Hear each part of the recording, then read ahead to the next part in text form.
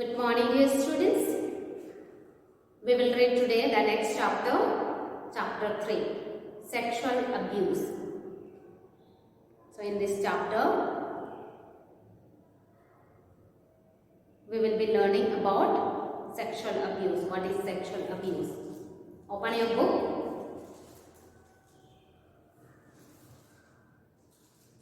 Page number 18. Please see the book. Sexual abuse. Child sexual abuse. So first thing we will know what is child sexual abuse.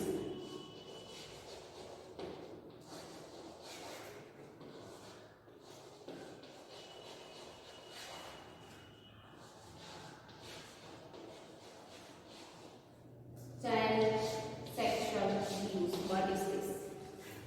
Okay. It can be very difficult to talk about sexual abuse and even more difficult to acknowledge that sexual abuse of children of all ages, including infants, happen every day. So it can be very difficult to talk about sexual abuse and even more difficult to acknowledge that sexual abuse of children of all ages, including infant, happens every day. Every day, some or other place, sexual abuse take place. Okay. Next, it is estimated that over 80% children suffer from sexual abuse, though maybe only 10% are reported. So, it is estimated that over 80% children suffer from sexual abuse, but only 10% are reported. Okay?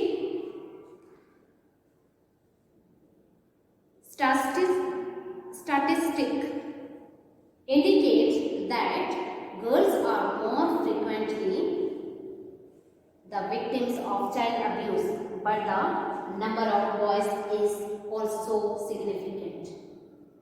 So, we think that only girls are abused, girl child is abused, but it is not true. Equally, the boy child also is abused. Now, boys and girls are abused daily. Okay. Next, what is child sexual abuse? At the extreme end of spectrum, sexual abuse includes sexual intercourse or its deviation. So, an extreme end of the spectrum sexual abuse includes sexual intercourse or its deviation. Yet, all offences that involve sexually touching a child as well as non-touching offences and sexual exploitation are just as harmful and devastating to a child's well-being.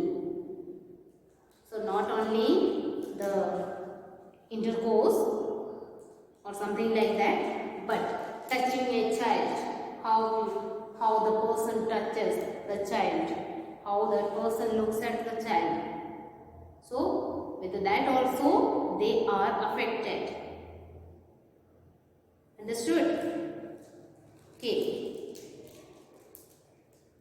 In most states, the legal definition of child molestation is an act of a person, adult or child. So, in most of the states, the legal definition of child molestation is an act of a person. adult or child.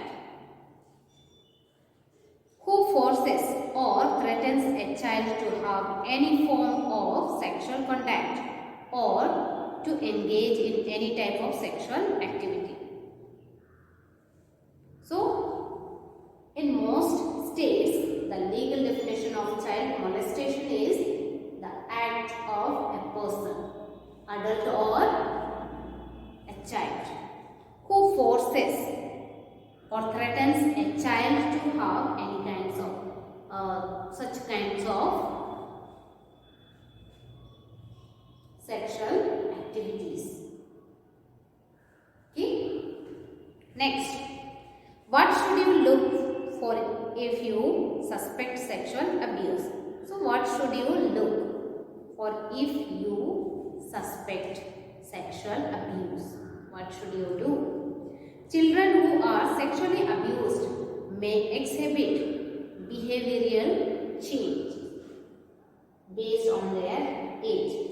So, children who are sexually abused, their behavior changes. Okay? Children ages 2 to 9 may exhibit. First point, fear of particular people, places or activities. So, in the age of 2 to 9, the person who is in the age of 2 or between 2 to 9, if that person is abused, sexually abused, then that person will be having fear of that particular person and the activity which is done with that person. Okay. Next, regression to earlier behaviors such as bed wetting or stranger anxiety. So there will be too much of regression and wetting or bed wetting or strange anxiety. That person may be so anxiety, not happy. Okay. Next, victimization of others. That person may become victimization of others too. Feelings of shame or guilt. So, the person who is sexually abused, that person may be feeling so ashamed or may be feeling guilt about it. Next, nightmares or sleep disturbances. So that person will be disturbed in sleeping. Withdrawal from family or friends. So he or she may not be able to mingle with their family people. Fear of attack recurring. So fear of attack again. Okay. Next, eating disturbance. That person may not be eating properly. Now next, symptoms of sexual abuse in older children and adolescents include. So what are the symptoms of sexual abuse in older children? First point, depression. The child may go through depression. Next, nightmares or sleep disturbance. Next, poor school performance.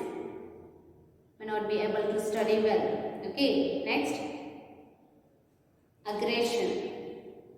Next, running away from home. They try to run away from home.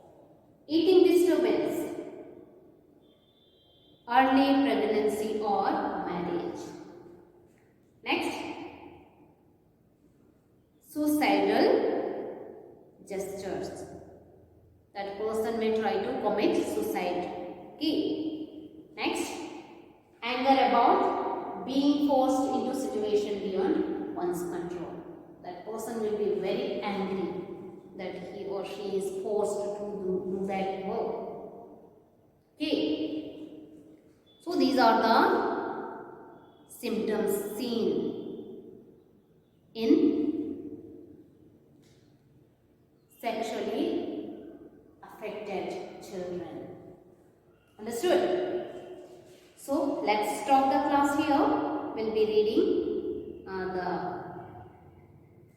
another point in next class. Okay, we'll read ahead in next class.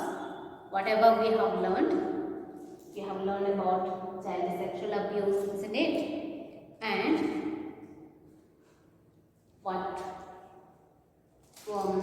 what should you look for if you suspect sexual abuse? There's so many points we have learned, isn't it? And symptom of sexual abuse child, all that. Please read and learn. See you in next class. Thank you.